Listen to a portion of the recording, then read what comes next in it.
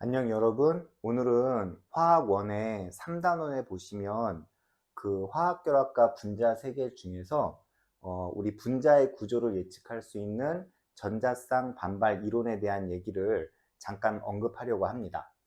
전자쌍 반발 이론은 우리 영어로는 VSEPR 이론이라고 부르고, 그냥 간단하게 얘기하면 밸런스, 쉘, 일렉트론, 페어, 리펄전이라고 하는 이론이 되고, 우리는 고등교육 과정에서 언급하는 기본적인 내용은 여러분들이 공부했다라는 전제 조건 하에 어, 비공유 전자쌍이 있을 때, 그 다음에 이렇게 원자들이 결합을 하는데 세 개는 같은 원자, 하나가 다른 원자가 됐을 때 결합각이 어떻게 되는지에 대해서 같이 이야기해 보도록 하겠습니다. 일단 전자쌍 반발 이론은 영국의 화학자 C.G. 윅에 의해서 제안된 이론인데, 그림에 보이는 것처럼 한 분자 내에서 지금 중심 원자를 둘러싸고 있는 이 전자쌍끼리 서로 정전기적인 반발력으로 인해서 가능한 한 멀게 지금 배치되려고 하는 이론, 이걸 우리는 전자쌍 반발 이론이라고 합니다. 이처럼 전자쌍 반발 이론에 의한 전자쌍의 공간 배치에서 보이듯이, 과학자들은 대부분 자연이 대칭 구조를 좋아할 것이라고 생각하는 경향성이 있었고, 실제로 화학에서 이러한 경향을 따르고 있는 분자들이 많이 알려져 있습니다. 그래서 예를 들어 우리가 DNA 같은 분자 구조를 보게 되면 이 전자쌍 반발 이론의 원리에 의한 대칭 구조의 장점이 가장 잘 나타나 있는데, 일단 대칭 구조를 이루는 물질은 비대칭보다는 구조적으로 복제가 용이합니다. 그래서 DNA의 이중 나선에서 DNA 복제가 좀 용이하다고 생각하시면 되고, 두 번째로 대칭 구조는 좁은 공간에 효율적으로 물질을 쌓을 수 있습니다. 그래서 DNA 같이 이렇게 유전 정보를 다양하게 많이 가지고 있을 경우에 좁은 공간에 많이 집어넣을 수 있다는 뜻이 되고, 또 대칭 구조를 갖게 되면 같은 부피 속에 더 많은 양의 물질을 집어넣게 돼서 해당 물질을 이용할 때 보다 효율적으로 이용할 수 있는 것으로 판단이 됩니다. 자, 그러면은 실제로 이 전자쌍 반발 이론을 적용해서 이 분자 구조를 한번 각도를 예측을 해 보도록 하겠습니다. 자, 지금 여기 결합각 109.5도라고 되어져 있는데, 메테인 같은 경우에 중심 원자를 기준으로 4개의 원자가 지금 다 공유 전자쌍을 이루고 있는 상태입니다. 그런데 이 옆에 보시면은 NH3 같은 경우는 중심 원자를 기준으로 전자쌍은 4쌍이 있는데 3개의 원자만 지금 공유되어 있고 나머지 하나는 비공유로 남아 있습니다. 자, 그러면 이 비공유 전자쌍이 있을 때, 그 다음에 모두 다 공유 전자쌍이 있을 때만의 결합각을 한번 예측을 해 보도록 하겠습니다. 공유 전자쌍이 모두 다 같은 원자로 되어 있으면 이 탄소하고 수소 사이에 공유 전자쌍은 일정한 위치에 존재하게 됩니다.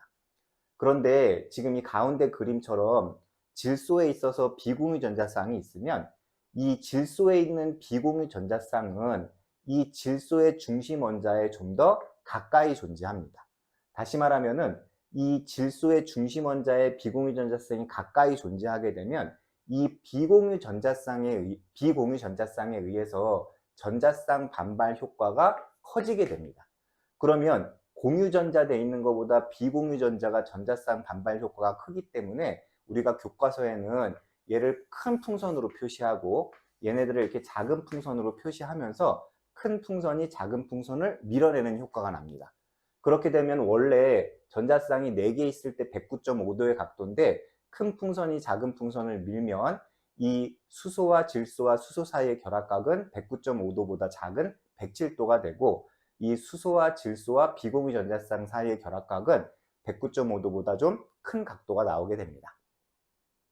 자, 한 번 더 연습을 해보면, 지금 H2O의 중심 원자 O 주변에 비공유 전자쌍이 2개가 있는데, 이 수소하고 산소의 공유 전자쌍하고 비공유 전자쌍을 비교했을 때 이 비공유 전자쌍이 여기 있는 공유 전자쌍보다 중심 원자에 더 가까이 존재합니다.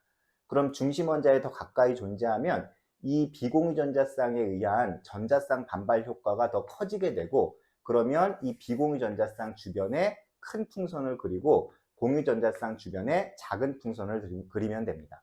그러면 큰 풍선이 작은 풍선을 누르면 이때는 수소와 산소와 수소 사이의 결합각이 아까 107도보다 더 작은 104.5도를 이루게 됩니다. 자, 결론적으로 여기서는 우리가 분자 구조를 예측할 때는 중심 원자에 존재하는 공유전자쌍이나 비공유전자쌍이 영향을 미치는 거지, 주변 원자에 있는 공유전자쌍이나 비공유전자쌍은 영향을 미치지 않습니다. 자, 그럼 이번에는 우리 여기 있는 분자 구조의 결합각을 한번 예측을 해 보도록 하겠습니다. 자, 이 분자는 CH3Cl이라는 분자고, 이 분자 자체가 정사면체 구조가 될 수 없는 까닭을 이야기해 보겠습니다. 자, 먼저 아까 CH4 같은 경우는 탄소를 중심으로 4개의 수소 원자가 모두 동일했는데, 지금 여기서는 3개는 수소 원자로 되어 있고 1개만 다른 원자로 되어 있습니다. 그리고 모두 다 단일 결합이라는 거에 주목하셔야 됩니다. 조금 있다가 이제 이중 결합이 됐을 때의 차이점도 얘기를 해드리겠습니다. 자, 모두 다 단일 결합이고 3개는 같은 원자고 다른 원자가 하나 있다고 했을 때는, 이땐 여러분들이 전기 음성도를 파악하셔야 됩니다.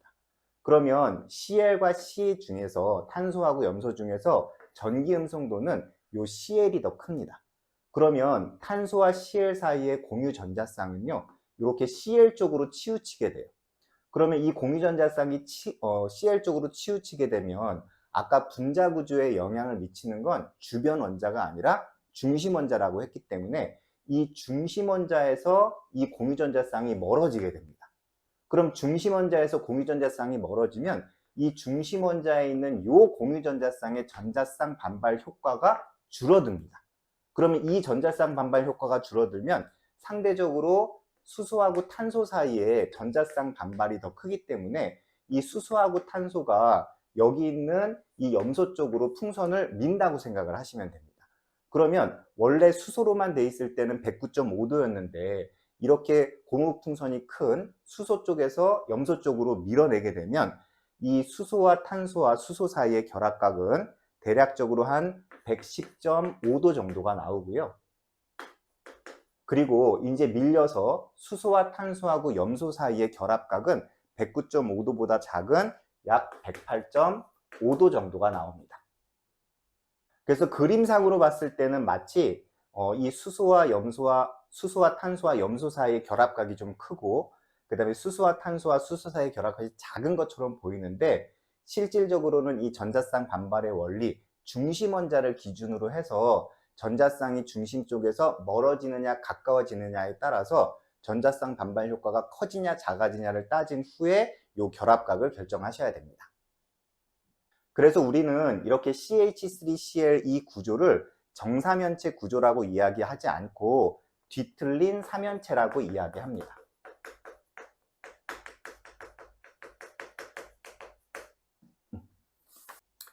자, 이번에는 HCHO라고 하는 포름 알데하이드를 예를 들어서 설명을 해 보겠습니다.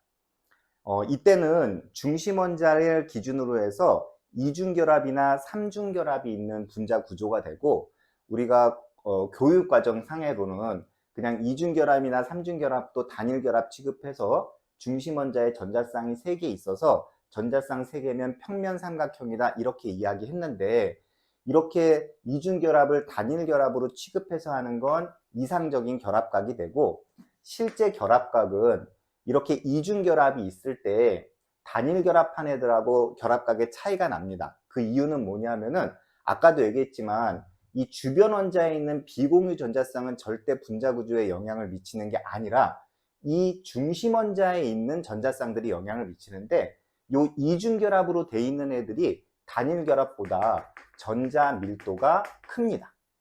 그러면 이렇게 전자 밀도가 크면 전자쌍을 많이 갖고 있다는 얘기고, 그렇게 되면 우리가 지금 배우는 전자쌍 반발 효과가 커지게 됩니다.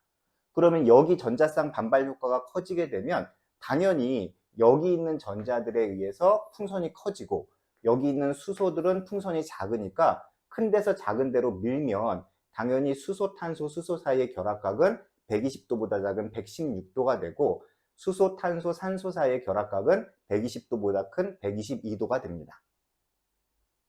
자, 결론적으로 이렇게 이중결합이나 삼중결합이 있을 때는 꼭 전자밀도를 확인해서 전자쌍 반발 효과를 확인하셔야 되고, 아까처럼 3개의 원자는 동일한데 나머지 1개의 원자가 다를 때, 그리고 단일 결합으로 되어 있을 때는 전기 음성도를 따져서 전자쌍이 어느 쪽으로 치우치는지 확인하고, 중심 원자에 가까우면 전자쌍 반발 효과가 큰 걸로, 중심 원자에 멀어지면 전자쌍 반발 효과가 작은 걸로 확인하시면 됩니다. 자, 그래서 이제 이 구조를 이름을 붙일 때 이상적인 결합각 이렇게 120도가 돼도 우리는 평면 삼각형이라고 하고, 지금처럼 122도, 116도가 됐을 때도 평면 삼각형이라고 하는데, 얘는 평면 삼각형이라고 불러도 평면 정삼각형이라고 부를 수는 없다는 걸 주의하시면 됩니다. 그래서 오늘 여러분들하고 전자쌍 반발 이론, VS-EPR 이론에 대해서 간단하게 확인을 했는데, 항상 분자 구조를 예측할 때 중심 원자에 있는 전자쌍들이 분자 구조에 영향을 미치고, 주변 원자들에 있는 비공유 전자쌍이나 이런 것들은 분자 구조에 영향을 미치지 않는 것을 꼭 명심하셔야 됩니다. 여러분들이 이 3단원 자체가 내용이 그다지 어렵지 않아서 쉽게 할 수 있으리라고 이제 예상을 하고 공부를 하시는데, 가끔가다 이제 어떤 친구들에 있어서 내용이 어렵지 않은 것 같은데 문제를 풀면 자꾸 막혀요 하는 친구들이 있더라고요. 그런 친구들을 위해서 간단하게 개념을 복습했으니까 여러분들이 개념을 다시 한번 주의 깊게 확인해 보시고 문제에 적용을 했으면 좋겠습니다.